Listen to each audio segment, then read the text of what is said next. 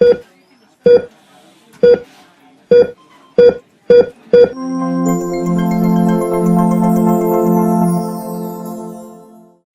Everybody, welcome to nursing next live. और आज का टॉपिक जो है वो हम पढ़ने वाले हैं बैक्टीरियोलॉजी।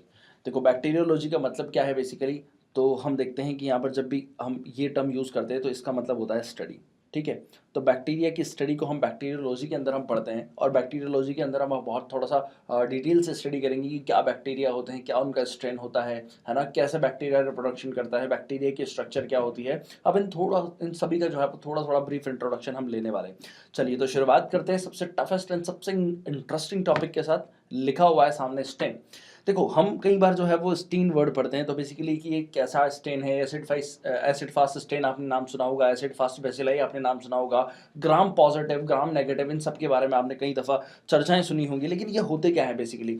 चलिए तो शुरुआत करते हैं हम एक ग्राम स्टेन से। तो ग्राम स्टेन के अंदर हम दो चीज़ें पढ़ते हैं, ग्राम पॉजिटिव और ग्राम नेगेटिव। देखो, ग्राम पॉजिटिव के क्या फीचर्स होते हैं, ग्राम नेगेटिव के क्या फीचर्स होते हैं, आज के बाद आपको सब कुछ एक सिंगल और बहुत ही क्रिस्प तरीके से क्लियर हो जाने वाला है, राइट। तो देखो, आप इस इमेज को यहाँ पर ध्यान से देख पा रहे होंगे कि यहाँ पर जो बैक्टीरियाज है, तो बैक्टीरियाज आपको दिख रहे होंगे कि किस तरह के हैं, ये पर्पल कलर के दिख रहे हैं। तो ग्राम पॉजिटिव को आप ध्यान रखेंगे कि ग्राम पॉजिटिव जो बैक्टीरिया होते हैं, ग्राम पॉजिटिव बैक्टीरिया, तो ग्राम पॉजिटिव बैक्टीरिया किस कलर के होते हैं, ग्राम पॉजिटिव बैक्टीरिया पर्पल कलर के होते हैं। किस कलर के होते हैं, पर्पल कलर के यहाँ पर होते हैं। ठीक है, और ग्राम नेगेटिव बैक्टीरिया जो आपको यहाँ पर दिख रहे होंगे कि ये किस कलर के हैं, ये रेड कलर के हैं। तो ग्राम नेगेटिव बैक्टीरिया किस कलर के हैं, नेगेटिव बैक्टीरिया, ग्राम नेगेटिव बैक्टीरिया जो है वो किस कलर के हैं, रेड कलर के हैं। तो एक बार मेरे साथ सब लोग आपस में रिपीट करते चलेंगे आपस में। ठीक है, तो ग्राम पॉजिटिव बैक्टीरिया जो है वो पर्पल कलर के हैं, ग्राम नेगेटिव बैक्टीरिया जो है वो कौन से कलर के हैं, रेड कलर के। तो आज के बाद जब भी आप किसी माइक्रोस्कोपिक लैब में या फिर कभी पैथोलॉजी लैब के अंदर जाते हैं, तो वहां पर आप कभी बैक्टीरिया का स्ट्रेन देखते हैं, तो वहां पर आपकी जो स्टेनिंग है स्लाइड बनी होगी, तो अगर आप देखेंगे उस स्लाइड को जो पर्पल पर्पल कलर की होगी, तो आप कह देंगे यार ये तो पर्पल कलर का दिख रहा है, इसका मतलब ये ग्राम पॉजिटिव बैक्टीरिया है। और वो वाला कौन सा है जो रेड कलर का दिख रहा है, वो ग्राम नेगेटिव बैक्टीरिया है। चलिए, इसके अलावा एक और स्टेन के बारे में बात करते हैं, उसको हम जैल लेंसल स्टेन कहते हैं। ठीक है, तो ये बहुत इंपॉर्टेंट स्टेन है।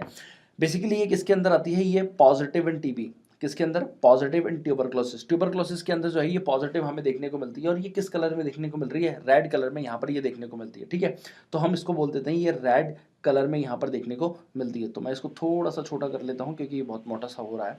ठीक है, चलिए इसके आगे और हम बात करते हैं कि इसको हम एक और नाम से जानते हैं, इसको हम एसिड फास्ट स्टेन के नाम से भी जानते हैं। किस नाम से, एसिड फास्ट स्टेन के नाम से भी जानते हैं, या फिर हम इसको एसिड फास्ट बेसिलाई की नाम से भी जानते हैं। ठीक है, एसिड फास्ट बेसिलाई के नाम से जानते हैं। अब देखो, आप बहुत ध्यान से समझना इस बात को कि मैं यहाँ बार बार एसिड टर्म यूज कर रहा हूँ। क्या यूज कर रहा हूँ, एसिड टर्म में यहाँ पर बार बार यूज कर रहा हूँ। इसका मतलब ये है कि यहाँ पर कोई ना कोई एसिड, ऐसा क्या है, मतलब कौन सा एसिड यहाँ पर यूज हो रहा है, कोई एसिड यूज हो रहा होगा। तो बेसिकली यहाँ पर जो एसिड यूज होता है उसको हम क्या कहते हैं, H2SO4 यूज होता है। ठीक है, H2SO4 जो है वो कितना यूज होता है, यहाँ पर 20% जो है वो H2SO4 जो है वो यूज होने वाला है। ठीक है, इसके अलावा एक और बैक्टीरिया होता है जिसको हम लेप्रा कहते हैं। क्या कहता है, लेप्रा, जो कि लेप्रोसी करता है ना। जो लेप्रा होता है इसके अंदर कितना H2SO4 यूज होता है, 5% H2SO4 इसके अंदर यूज होता है। अब देखो, यहाँ पर काम की बात इतनी सी है, याद रखने की टेक्निक्स क्या क्या है।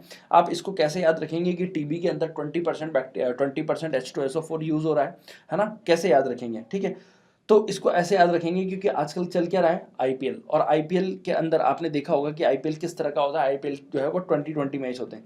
तो T20 इसको आप ऐसे याद रखेंगे कि T20 मतलब ट्यूबरक्लोसिस के अंदर 20% H2SO4 जो है वो यूज आता है, राइट।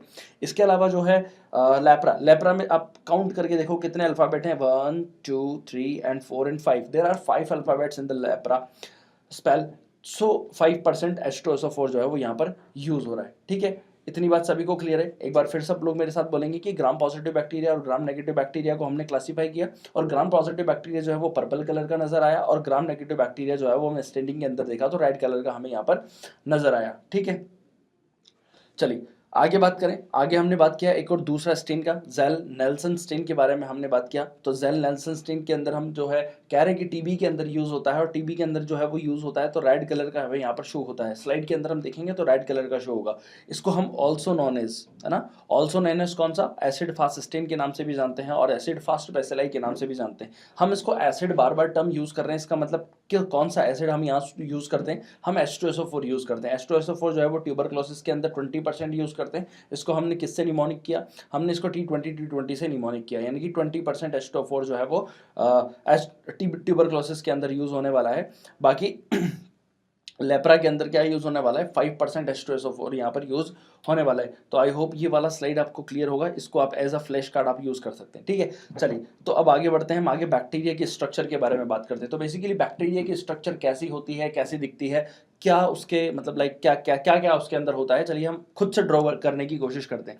तो सबसे पहले मैं आउटर स्ट्रक्चर, तो बैक्टीरिया की जो सबसे आउटर स्ट्रक्चर होती है इसको किस नाम से जानते हैं, बैक्टीरिया की जो सबसे आउटर स्ट्रक्चर होती है उसको किस नाम से जानते हैं, बैक्टीरिया की सबसे आउटर स्ट्रक्चर को हम कहते हैं कैप्सूल। क्या कहते हैं बच्चे, कैप्सूल। तो इसको, ये मैंने सबसे आउटर वाली डायग्राम बनाई तो इसको मैंने लिखा क्या, कैप्सूल, कैप्सूल। अब कैप्सूल बेसिकली किसकी बनी होती है, कैप्सूल जो है वो पॉलीसैकेराइड्स की बनी होती है, किसकी बनी होती है, पॉलीसैकेराइड की प्रेजेंट होती है, यहाँ पर पॉलीसैकेराइड्स की बनी होती है। इसके अंदर एक स्ट्रक्चर और होती है जिसको हम कहते हैं क्या, जिसको हम कहते हैं सेल वॉल।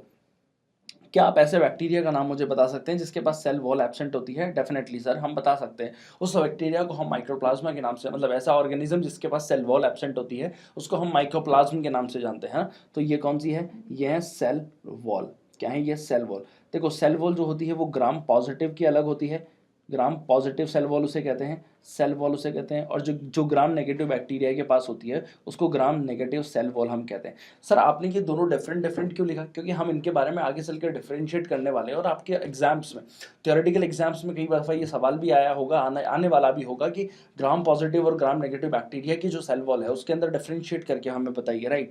ऐसा कई बार पूछ लिया जाता है। इसके बाद हम नेक्स्ट स्टेप पे चलते हैं। नेक्स्ट स्टेप कौन सी स्ट्रक्चर से मिलते हैं, हम अंदर की तरफ चलते हैं तो एक और लेयर हमें यहाँ पर देखने को मिलती है, और ये यहाँ पर इस तरह से। अब आप कहेंगे कि सर ये आपने खाली स्थान गलती से छूट गया, ये गलती से नहीं छूटा है, ये मैंने जानबूझ के छोड़ा है, ठीक है, क्योंकि यहाँ पर ये जो सेल मेम्ब्रेन है, ये सेल मेम्ब्रेन अंदर इन्वेज होकर के क्या बनाती है, invagination of the cell membrane, वो क्या बनता है उससे, सेल, ये क्या है, सेल मेम्ब्रेन।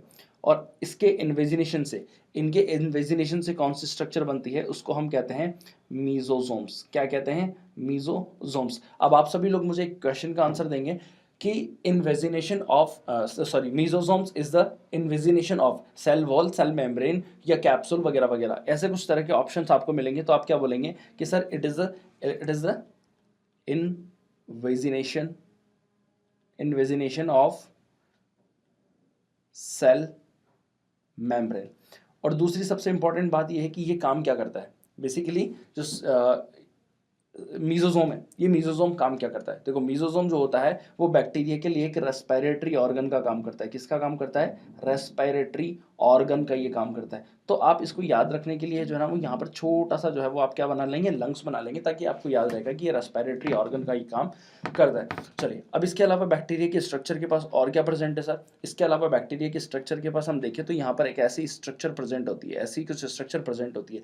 क्या आप मुझे एक बात बताएंगे कि क्या ये एक अपना लूप जो है वो पूरा कर रहा है। तो डेफिनेटली ये जो है ये एक न्यूक्लियस है ना, न्यूक्लियस है, और इसकी स्ट्रक्चर जो है वो कैसी है, सर्कुलर है। क्या है, ये एक सर्कुलर, सर्कुलर का मतलब ये आपस में एक राउंडेड है। राउंडेड का मतलब ये है कि अपनी जो लूप है जहाँ से शुरू होता है वहाँ पे जाके खत्म हो रहा है, यानी कि अपना एक लूप पूरा पूरा कर रहा है, कंप्लीट कर रहा है, दैट इज ये एक सर्कुलर स्ट्रक्चर है।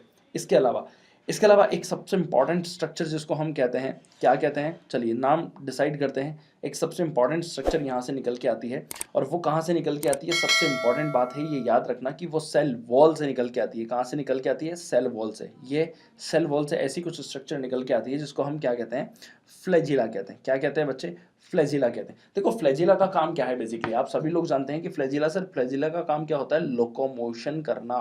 क्या काम करना होता है, लोकोमोशन करना। और लोकोमोशन करना, और इस फ्लैजिला के पास क्या होता है, एक एंटीजन होता है जिसको हम क्या कहते हैं, कंटेन एच एंटीजन हम उसे कहते हैं, राइट।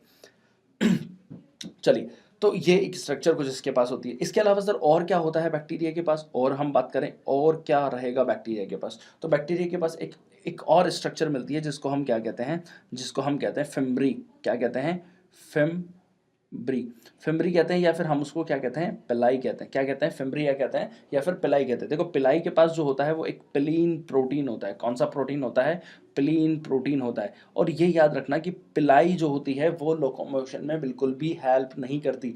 पिलाई जो होती है वो लोकोमोशन में बिल्कुल नहीं हेल्प करती है। पिलाई जो होती है वो अपने इसके बैक्टीरिया के लोकोमोशन में बिल्कुल भी हेल्प नहीं करती है। आपको ये बात हमेशा याद रखनी पड़ेगी कि पिलाइन प्रोटीन जो होता है, पिलाइन प्रोटीन की वजह से पिलाई जो होती है वो अटैचमेंट का काम करती है, राइट, अटैचमेंट का काम करती है। ये बैक्टीरिया को किसी जगह पर जाकर के अटैचमेंट करने में हेल्प करती है। बात समझ में आई आपको इतनी? तो आपको कौन कौन सी स्ट्रक्चर के बारे में याद रखना है? आपको जो है वो याद रखना है कि पिलाई क्या होती है, कैप्सूल क्या होता है, सेल वॉल क्या होती है, सेल मेम्ब्रेन क्या होती है, मीजोसोम्स कैसे बना, और मीजोसोम का मेन फंक्शन क्या था। ये सारी चीज़ों के बारे में आपको पता होना चाहिए। फिर हमने पढ़ा फ्लैजिला के बारे में, फिर न्यूक्लियस के बारे में पढ़ा। तो अल्टीमेटली ये सेल, ये बैक्टीरिया की एक बहुत खूबसूरत सी स्ट्रक्चर है और आपको जो है वो पूरी की पूरी याद भी होनी चाहिए, है ना। और बहुत अच्छे से ये एग्जाम के अंदर आप ऐसा का ऐसा अगर आप डायग्राम बना के आते हैं तो नो डाउट आपको फुल में से फुल मार्क मिलेंगे। देखो अब हमने जो है वो यहाँ पर, आप इस चीज़ को देखेंगे, हमने जो है वो यहाँ पर ग्राम पॉजिटिव बैक्टीरिया और gram negative, gram positive cell wall और ग्राम नेगेटिव सेल वॉल, दोनों सेल वॉल के बारे में जिक्र किया है। तो बेसिकली इनके सेल वॉल में कुछ ना कुछ कंपोजिशन में कुछ ना कुछ डिफरेंट होता होगा, है ना। कोई कंपोनेंट ऐसा है कि सेल वॉल जो ग्राम पॉजिटिव सेल वॉल है उसके पास है, कुछ कंपोनेंट ऐसा है जो ग्राम नेगेटिव सेल वॉल के पास है। तो डेफिनेटली बात है कि कुछ ना कुछ ऐसा है डिफरेंशिएशन दोनों के बीच में, इसकी वजह से इनको ग्राम पॉजिटिव सेल वॉल और ग्राम नेगेटिव सेल वॉल का। तो चलिए आइए इसके बारे में भी बात कर लेते हैं। चलिए यहीं पे लिख लेते हैं हम, इनका डिफरेंशिएशन जो है वो हम कर लेते हैं। तो हमने यहाँ पर जो है वो सेल वॉल लिखा, और सेल वॉल लिखने के बाद हमने इधर लिखा ग्राम पॉजिटिव, ग्राम पॉजिटिव, और इधर हमने लिखा ग्राम नेगेटिव। ग्राम पॉजिटिव लिखा, ग्राम नेगेटिव लिखा। चलिए आगे समझते हैं इस बात को कि ग्राम पॉजिटिव जो होता है, ग्राम पॉजिटिव जो होता है उसके पास क्या होता है और ग्राम नेगेटिव जो होता है उसके पास क्या होता है। अब यहाँ पर बीच में मैं कुछ कैरेक्टर्स लिखता जा रहा हूँ, है ना, तो वो आप उसके उसके हिसाब से समझ लेना। अगर ग्राम पॉजिटिव की बात करो तो आप इसको एक ट्रिक से याद रखेंगे, P P P T. P for positive रहेगा, है ना, पी फॉर पॉजिटिव रहेगा, पी फॉर पॉजिटिव, और P for P P P T, ठीक है। अब पहले पी का मतलब क्या है? पहले पी का मतलब समझते हैं। पहले पी का मतलब होता है पेप्टिडोग्लाइकेन। क्या होता है? पेप्टिडोग्लाइकेन। पेप्टिडोग्लाइकेन लेयर जो होती है उसके बारे में हम बात करें तो पेप्टिडोग्लाइकेन लेयर जो होती है वो इसके पास जो होती है वो थिन होती है, और इसके पास कैसी होती है? थिक होती है। ये बात याद रखना कि पेप्टिडोग्लाइकेन जो लेयर होती है, पेप्टिडोग्लाइकेन जो लेयर होती है वो ग्राम नेगेटिव के पास थिन होती है और इसके पास थिक होती है। इसका मतलब अल्टीमेटली ऐसा कह सकते हैं, इधर माइनस लगा दो इधर पॉजिटिव लगा दो, क्योंकि हमें जो है वो हमने ट्रिक डिसाइड की है पी पी पी टी, ठीक है, पी पी पी टी, ठीक है, P for positive, P for peptidoglycan layer, ठीक है। बात समझ में आई? एक पी का मतलब तो ये हो गया, दूसरे पी का मतलब ये हो गया, ठीक है। आगे चलते हैं, तीसरे पी को ढूंढते हैं। इसको बोलते हैं हम पेंटापेप्टाइड ब्रिज। क्या बोलते हैं? पेंटापेप्टाइड ब्रिज, पेंटापेप्टाइड ब्रिज। तो पेंटापेप्टाइड ब्रिज इधर जो होता है वो क्या होता है? एब्सेंट होता है। क्या होता है? एब्सेंट होता है। और इधर क्या होता है? प्रेजेंट होता है। तो पेंटापेप्टाइड ब्रिज जो है वो इधर प्रेजेंट होता है, इधर एब्सेंट होता है। तो आप समझ गए होंगे कि ये तीसरा पी आ गया, तो यहाँ पर ये तीसरा पी आ गया, तो इधर क्या होगा? एब्सेंट होगा, और इधर प्रेजेंट होगा, इधर एब्सेंट होगा, ठीक है। चलो आगे समझते हैं, आगे बात करते हैं। नेक्स्ट क्या है? नेक्स्ट है टिकॉइक एसिड। क्या है? टिकॉइक एसिड। नेक्स्ट क्या है? टिकॉइक एसिड। टिकॉइक एसिड का काम क्या होता है? T four teichoic acid, T four टिकने का काम इसका होता है। टी फोर टिकॉइक एसिड और टी फोर टिकना, टी फोर टिकना इसका काम होता है। इसको थोड़ा सा बारीक कर लेते हैं हम लोग। चलिए, टी फोर टिकने का काम इसका होता है, ठीक है। तो टी फोर टिकॉइक एसिड और टी फोर टिकने का काम इधर होता है। तो हमने चौथा टी क्या पढ़ा? इधर पढ़ा, ठीक है। तो चौथा टी जब इधर पढ़ा है तो इसका मतलब ये है कि इधर ये क्या है? एब्सेंट है, ठीक है। ये इधर क्या है? एब्सेंट है, और इधर क्या है? ये प्रेजेंट है।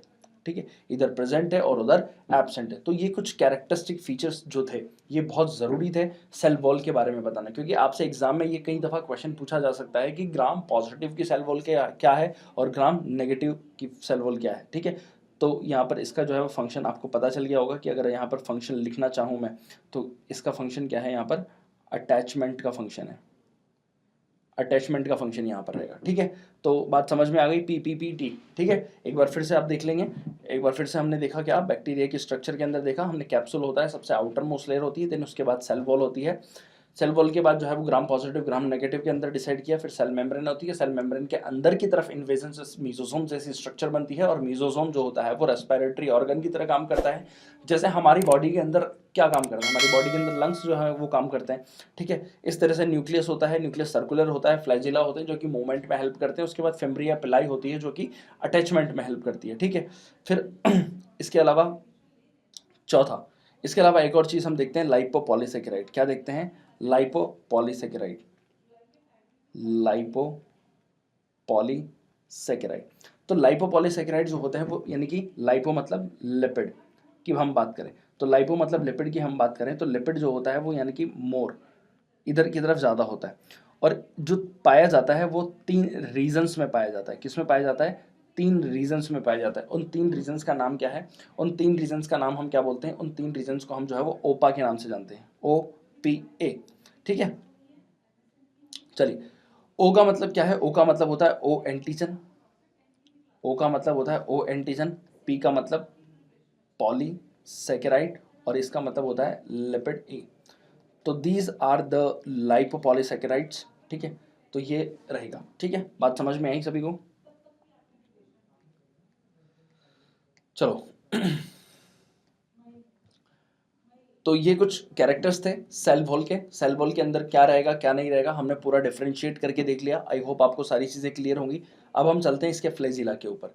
फ्लैजिला क्या होता है, और फ्लैजिला का मूवमेंट हमने फंक्शन देखा कि फ्लैजिला का जो फंक्शन होता है वो बेसिकली इसका फंक्शन जो होता है वो मूवमेंट करवाना होता है। तो हमारे सामने कुछ स्पेशल टाइप के मूवमेंट्स यहाँ पर लिखे हुए हैं। कोई टम्बलिंग मूवमेंट है ना, कोई यहाँ पर डाइटिंग मूवमेंट या शूटिंग स्टार मूवमेंट है, या फिर कोई क्रॉक स्क्रू जो है वो यहाँ मूवमेंट है, फॉलिंग लीफ या फिर स्विमिंग मूवमेंट है। इन सभी बैक्टीरिया को आप अच्छे से याद रखेंगे कि किसके अंदर कौन सा मूवमेंट मिलता है। आप एग्जाम्पल के साथ लिखेंगे तो एग्जामिनर शायद ज़्यादा से ज़्यादा खुश होगा और ज़्यादा से ज़्यादा अच्छे मार्क्स आपको देगा।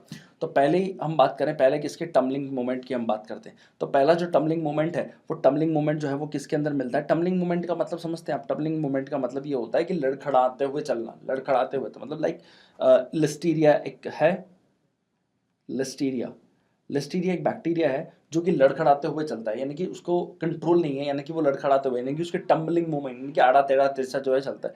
तो लड़खड़ाते हुए कब चलता है इंसान, जब वो अल्कोहल ज़्यादा कंज्यूम कर लेता है। तो आप इसके आगे जो है वो एक बढ़िया सा एक ग्लास बना देंगे। ठीक है, एक बढ़िया सा ग्लास जो है वो आप इसके यहाँ पे बना देंगे शैम्पियन का। तो शायद इसने अल्कोहल ली है तो उसकी वजह से जो है ये लड़खड़ाते हुए चल रहा है, राइट। इसके बाद डार्टिंग स्टार या शूटिंग स्टार, यानी कि टूटता हुआ तारा। आपने देखा होगा कई दफ़ा है ना, या सुना होगा कि टूटते हुए तारे, तारे को देखकर जो भी मांगे मिल जाता है। पता नहीं आपने देखा नहीं देखा, बट कभी देखो तो मांग लेना जो भी चाहिए। तो विब्रियो कॉलेरा, विब्रियो कॉलेरा के अंदर जो है वो डार्टिंग या शूटिंग स्टार हमें यहाँ पर देखने को मिलता है, क्योंकि ये जो होता है विब्रियो कॉलेरा ये कोमा शेप के बैक्टीरिया होते हैं, और कोमा शेप के बैक्टीरिया इतने सारे होते हैं ना, तो ये बहुत मतलब जब मूवमेंट करते हैं तो ऐसा लगता है कि तारा जो है वो टूटा हुआ है। ठीक है, इसके बाद एक नाम लिखा हुआ है आपको, आप एक नाम लिखा हुआ है कॉक स्क्रू। आप इस शब्द को तो बहुत अच्छे से, इस शब्द से तो बहुत अच्छे से वाकिफ होंगे आप, है ना, इस शब्द से तो बहुत अच्छे से वाकिफ होंगे। स्क्रू, स्क्रू कैसा होता है, स्क्रू जो है वो इस तरह का होता है ना। एक कोई भी स्क्रू होता है, जब हम उसको अंदर की तरफ ड्रिल करते हैं तो आपने देखा होगा कि उसके ऊपर ऐसा रिंग रिंग रिंग की फॉर्म में जो है वो चूड़ियाँ लगी होती है ना। तो इसका नाम जो है वो है ट्रिपेनोसोमा पैलिडम, पैलिडम।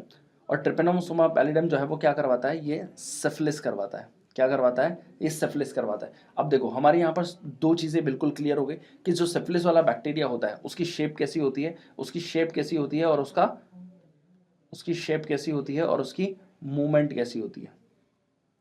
तो देखो यहाँ पर दोनों चीज़ें ऐसी है और दोनों चीज़ें आपके लिए बिल्कुल वैसी ही है। शेप अगर आप कहेंगे तो इसकी शेप कैसी होती है, शेप भी अगर आप कहेंगे तो इसकी स्क्रू जैसी शेप होती है, और ये मूवमेंट भी कैसे करता है, ये स्क्रू जैसे मूवमेंट करता है, ठीक है। तो ये दोनों चीज़ें बिल्कुल सेम है, तो स्क्रू जैसी शेप इसकी होती है और स्क्रू जैसा मूवमेंट इसका रहने वाला है। फॉलिंग लीफ, फॉलिंग लीफ देखो आपने शाहरुख खान की मूवीज़ देखी होगी, शाहरुख खान की मूवीज़ में जो पत्ते गिरते हैं ना, पेड़ से पत्ता गिरता है, तो बिल्कुल एकदम ऐसे मोहब्बती टाइप देखा होगा आपने। तो बेसिकली आप इसका नाम याद रख सकते हैं किससे, जियार्डिया लाम्बिया, जियार्डिया लाम्बिया, ठीक है। L for leaf, G for गिरता, और एल फॉर लीफ। इस तरह से आप याद रख सकते हैं, सिर्फ याद करने के लिए आप कोई भी निमोनिक बना सकते हैं, ठीक है। तो इस तरह से जो है वो देखने को मिलेगा आपको, ठीक है। फिर लास्ट में आता है स्वामिंग। स्वामिंग का मतलब जैसे स्विमिंग, स्विमिंग है ना, तो इस तरह से एक मूवमेंट हमें यहाँ पर देखने को मिलती है, ये वाली। आपने पेड़ पानी में कभी जो है इस तरह से पत्थर डाला होगा तो वहाँ पर एक वेव बन के निकल के आती है बाहर की तरफ, तो इस तरह की मूवमेंट हमें देखने को मिलती है। प्रोटियस नाम का एक बैक्टीरिया है उसके अंदर यहाँ पर, है ना। तो स्वामिंग, स्विमिंग से आप याद रख सकते हैं कि पानी की लहरें जो है वो इस तरह से आती है, तो प्रोटियस नाम के बैक्टीरिया के अंदर इस तरह की हमें प्रेजेंस हमें यहाँ पर देखने को मिलती है। तो ये कुछ हमारे पास फ्लैजिला थे। अब देखो फ्लैजिला के बेसिस पे on the presence of flagella, number of flagella के बेसिस पे हम इस पे बात कर सकते हैं कि एक फ्लैजिला है या एक से ज़्यादा फ्लैजिला है, ठीक है। तो अगर एक फ्लैजिला है, सपोज करो ये बैक्टीरिया है और इसके पास जो है वो एक फ्लैजिला है। अगर फ्लैजिला है अगर वन फ्लैजिला है तो हम उसको बोलते हैं मोनोट्राइकस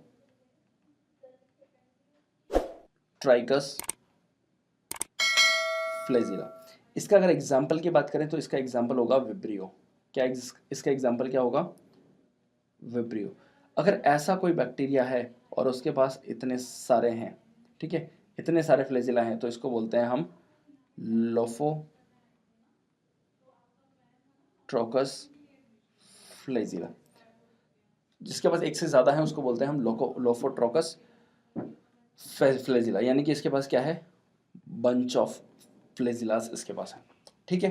तो हमारे को यहाँ पर ये चीज़ें देखने को मिलती है, ठीक है। एक होगा तो हम उसको बोलेंगे मोनोट्रोकस, ठीक है। तो इसका एग्जाम्पल भी लिख लेते हैं, जैसे बैक्टर। बैक्टर का मतलब समझते हो आप, बैक्टर का नाम सुना होगा कभी आपने, नहीं सुना, सुना होगा यार, हेलिकोबैक्टर, ठीक है, कैम्पाइलो बैक्टर। तो ये सारे नाम आपने बहुत अच्छे से सुने होंगे, ठीक है।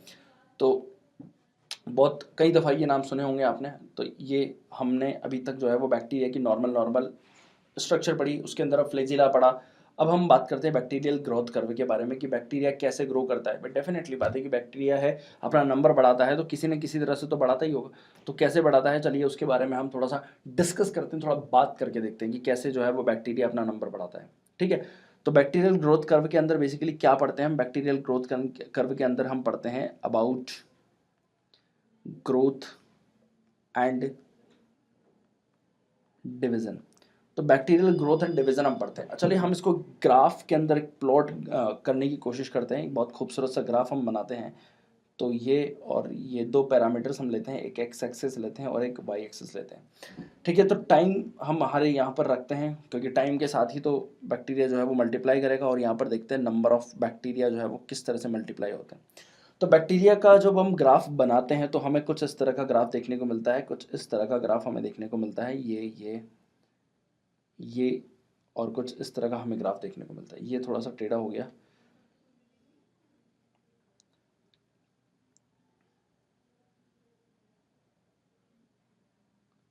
ठीक है।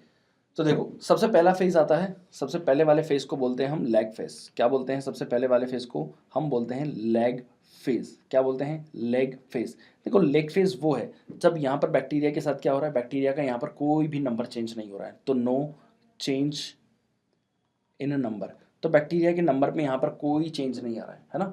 सिर्फ बैक्टीरिया की क्या हो रही है, साइज बढ़ रही है, इंक्रीज साइज। देखो मतलब यहाँ पर बैक्टीरिया जो है वो न्यूट्रिशन ले रहा है ना, सिर्फ न्यूट्रिशन ले रहा है। यहाँ पर कोई भी मेटाबॉलिक एक्टिविटी बैक्टीरिया की नहीं हो रही है।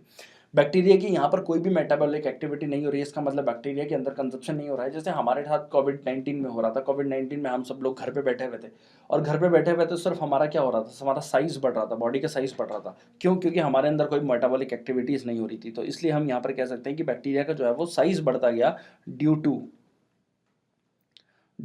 एक्यूमुलेशन ऑफ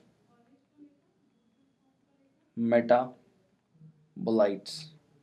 ठीक है, उसके बाद जो सेकंड फेज आया उसको हमने क्या बोला, लॉग फेज। क्या बोला, लॉग फेज। लॉग फेज ये वाला कौन सा फेज है, लेग फेज, और ये वाला कौन सा फेज है, ये लॉग फेज। तो लॉग फेज के अंदर क्या हुआ, लॉग फेज के अंदर बैक्टीरिया ने अपना क्या किया, नंबर इंक्रीज करना शुरू किया, इंक्रीज इन नंबर। बैक्टीरिया ने अपना नंबर इंक्रीज करना शुरू किया, क्यों, ड्यू टू डिवीजन। डिवीजन कैसे, 1 से 2 हुआ, 2 से 4 हुआ, 4 से 8 हुआ, तो बैक्टीरिया ने अपना नंबर शुरू करना, बढ़ाना शुरू किया। तो 1 से 2 हुआ, 2 से 4 हुआ, 4 से 8 हुआ, इस तरह से जो है वो अपना नंबर इन्होंने बढ़ाना शुरू किया। ठीक है, राइट। अब बैक्टीरिया अपना नंबर धीरे धीरे बढ़ा रहा है, तो यहाँ पर जो है वो साइज क्या होगा, डिक्रीज इन साइज। तो बैक्टीरिया का नंबर बढ़ता गया, बढ़ता गया, और यहाँ पर बैक्टीरिया का जो साइज है वो कम होता गया।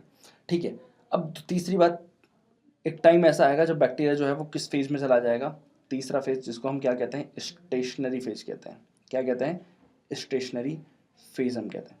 अब देखो इस शब्द को ध्यान से देखो, स्टेशनरी, एस टी बोले तो एस टी, एस टी यहाँ पर आ रहा है, तो दो शब्दों को ध्यान रखना कि यहाँ पर बैक्टीरिया के अंदर क्या होगा, स्पोर फॉर्मेशन होगा, और टी से बोले तो टॉक्सिन प्रोडक्शन होगा। ठीक है, बैक्टीरिया के अंदर क्या होगा, एक तो स्पोर का फॉर्मेशन होगा या फिर टॉक्सिन प्रोडक्शन होगा। यानी कि अल्टीमेटली आपसे कोई पूछे तो मैक्सिमम, यानी कि बैक्टीरिया कुछ भी बनाएगा, तो बैक्टीरिया सबसे ज़्यादा कहाँ बनाएगा, क्योंकि उन्होंने अपना नंबर तो है बढ़ा लिया, अब नंबर बढ़ा लिया तो चलो अब काम भी कर लेते हैं, तो काम कहाँ करेगा वो करेगा स्टेशनरी फेज में आके। तो स्टेशनरी फेज कहाँ है, स्टेशनरी फेज ये वाला फेज है। ठीक है, फिर लास्ट में तो ऐसा ही होता है कि मतलब बैक्टीरिया भी अपनी तरह ही है, शुरू में आएगा, आराम करेगा, फिर अपना नंबर बढ़ाएगा, काम करेगा, और फिर मर जाएगा। तो चौथा फेज जो है वो कौन सा आता है, चौथा जो फेज आता है वो होता है डिक्लाइन फेज, डिक्लाइन फेज और death phase, death phase, decline phase और डेथ फेज, ये जो है वो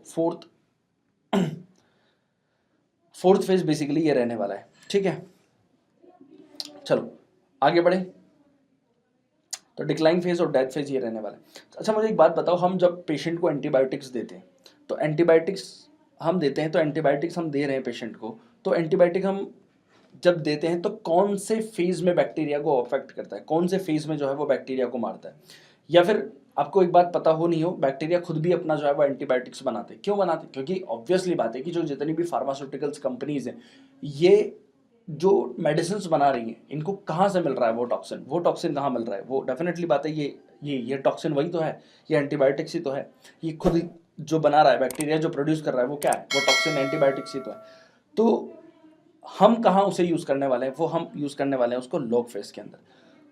ठीक है, हम मतलब कितने पापी किस्म के इंसान है ना, कि जब बैक्टीरिया सबसे ज़्यादा काम कर रहा होता है, बैक्टीरिया जब सबसे ज़्यादा अपना नंबर बढ़ा रहा होता है, तब हम उसके ऊपर जो है वो अटैक करते हैं। तो एंटीबायोटिक्स जो है वो works on log phase, log phase के अंदर मारते हैं। ठीक है, और बैक्टीरिया जो है वो एंटीबायोटिक प्रोडक्शन कहाँ करता है, बैक्टीरिया अपना एंटीबायोटिक प्रोडक्शन जो है वो कहाँ करता है, स्टेशनरी फेज के अंदर जो है वो एंटीबायोटिक प्रोडक्शन वो करने वाला है। बात सभी को समझ में आई, समझ में आई नहीं आई, चलिए। तो यहाँ तक सारी चीज़ें क्लियर होंगी आपको, और आपने यहाँ तक देख लिया होगा कि बैक्टीरिया अपना नंबर कैसे बढ़ाता है, बैक्टीरिया अपना कैसे काम करता है, बैक्टीरिया सारी चीज़ें कैसे करता है, ये सब आपने जो है बहुत अच्छे तरीके से हमने डिटेल में देख लिया। ठीक है, तो ये 4 फेज हमने पढ़े। 4 फेज में कौन कौन सा पढ़ा, 4 फेज में सबसे पहला लेग फेज था। लेग फेज के अंदर क्या हुआ, लेग फेज के अंदर ये हुआ कि लेग फेज के अंदर बैक्टीरिया ने सिर्फ अपना अपना जो है वो क्या बढ़ाया, बैक्टीरिया ने अपना जो है वो साइज इंक्रीज किया। बैक्टीरिया ने यहाँ पर नंबर में कोई चेंज नहीं किया, बैक्टीरिया ने सिर्फ अपना साइज बढ़ाया। और साइज किसकी वजह से बढ़ा, यहाँ पर जो मेटाबोलाइट्स है वो उनका मेटाबोलाइजेशन नहीं हो रहा था, तो मेटाबोलाइजेशन नहीं होने के कारण मेटाबोलाइट्स जो है वो बॉडी में डिपॉजिट होते गए और वहाँ पर बैक्टीरिया का साइज बढ़ता गया। फिर उसके बाद आया लॉग फेज। लॉग फेज ने जो है वो अपना नंबर इंक्रीज किया। इंक्रीज कैसे किया वो हम पढ़ेंगे अभी बैक्टीरियल जेनेटिक्स के बारे में। ठीक है, बात समझ में आई, अरे आई या नहीं आई। तो बैक्टीरिया ने अपना नंबर कैसे बढ़ाया, बैक्टीरिया ने अपना नंबर जो है वो लॉग फेज में पढ़ाया, इस बात को बहुत अच्छे से ध्यान रखिएगा आप लोग, ठीक है। फिर उसके बाद आया स्टेशनरी फेज, क्या आया, स्टेशनरी फेज, ठीक है, स्टेशनरी फेज आया। अब स्टेशनरी फेज आया, उसमें क्या किया उसने, स्पोर का फॉर्मेशन किया और वहां पर उसने क्या किया, टॉक्सिन का प्रोडक्शन किया, ठीक है। अब फिर उसके बाद काम कर लिया, अब चलो मर जाएगा, ठीक है। तो ये बैक्टीरिया का जो है वो ग्रोथ कर्व इस तरह से रहेगा और आपसे एग्जाम में जो है वो कई दफ़ा पूछे जाने की पॉसिबिलिटीज़ भी यहाँ पर अच्छी खासी रहेगी, ठीक है। चलिए, तो एक बात इसके साथ साथ ये भी याद रखना कि एंटीबायोटिक्स कब बैक्टीरिया को मारती है, लोग फेज में जो है वो मारती है, ठीक है। और हम कब, बैक्टीरिया खुद अपना प्रोडक्शन कब करता है, वो स्टेशनरी फेज में जो है वो प्रोडक्शन करने वाला है, ठीक है। हम पढ़ते हैं इसके बैक्टीरिया के बारे में। बेसिकली बैक्टीरिया कितने टाइप के होते हैं, नॉर्मल बैक्टीरिया के बारे में हम बात करते हैं। तो बैक्टीरिया, चलो देखिए, हम मेनली जो देखते हैं, हमने देखा पहले ग्राम पॉजिटिव देखा, ग्राम नेगेटिव देखा, चलो हम उनकी शेप के बारे में भी थोड़ी बात कर लेते हैं। तो कुछ बैक्टीरिया होते हैं जो कोकाई शेप के होते हैं। किसके शेप के होते हैं, कोकाई शेप के। तो आपने देखे होंगे कुछ बैक्टीरिया जो होते हैं वो कोकाई शेप के होते हैं, तो कोकाई शेप मैंने ये लिखा। फिर इसके अलावा कुछ बैक्टीरिया होते हैं जो बेसिलाई शेप के होते हैं। किस शेप के होते हैं, बेसिलाई शेप के होते हैं। किस शेप के होते हैं, बेसिलाई शेप के ये होते हैं, ठीक है। तो अब यहाँ पर बात निकल के आती है कि कौन कौन से बैक्टीरिया कोकाई शेप के होते हैं और कौन से वाले बैक्टीरिया जो होते हैं वो बेसिलाई शेप के होते हैं। तो आप एक स्टेटमेंट यहाँ पर नोट करेंगे कि all cocci bacteria are gram positive. जितने भी कोकाई बैक्टीरिया हैं वो सब कौन से हैं, वो कोकाई शेप के हैं। जितने भी ग्राम पॉजिटिव बैक्टीरिया है वो ग्राम पॉजिटिव है। लेकिन हम मेडिकल साइंस पढ़ रहे हैं, यहाँ पर बिना एक्सेप्शन के काम नहीं होता है, ठीक है। तो एक किसको एक्सेप्ट कर देंगे आप करेंगे नेस्सेरिया को। किसको बात करेंगे आप, नेस्सेरिया। तो नेस्सेरिया एक क्या है, नेस्सेरिया एक ग्राम नेगेटिव बैक्टीरिया है। क्या है ये, ग्राम नेगेटिव बैक्टीरिया है ना, या फिर ग्राम नेगेटिव कोकाई है। यानी कि एक ऐसा बैक्टीरिया, एक ऐसा कोकाई बैक्टीरिया है जो कि ग्राम नेगेटिव है। चलो बेसिलाई के बारे में हम थोड़ी बात कर लेते हैं। बेसिलाई वाले कौन कौन से होते हैं, बेसिलाई अगर हम बात करें, all bacilli are gram negative bacteria. तो जितने भी बेसिलाई होते हैं वो सारे के सारे कौन से होते हैं, ग्राम नेगेटिव बैक्टीरिया। और फिर वही वापस से बात करते हैं एक्सेप्शन की, किसको एक्सेप्ट करेंगे। तो एक्सेप्ट में आप ध्यान रखेंगे एक बहुत अच्छा सा न्यूमोनिक याद रखेंगे, मैकडोनल्ड। क्या रखेंगे, मैकडोनल्ड। तो मैकडोनल्ड को थोड़ा सा हम एलिब्रेट कर लेते हैं, कौन होते हैं मैकडोनल्ड। चलिए, मैकडी का बर्गर जो है वो आपने सभी ने खाया होगा, तो चलिए इसको एक बार आज पढ़ भी लेते हैं। तो एम का मतलब होता है सबका फेवरेट, माइकोबैक्टीरियम। माइकोबैक्टीरियम।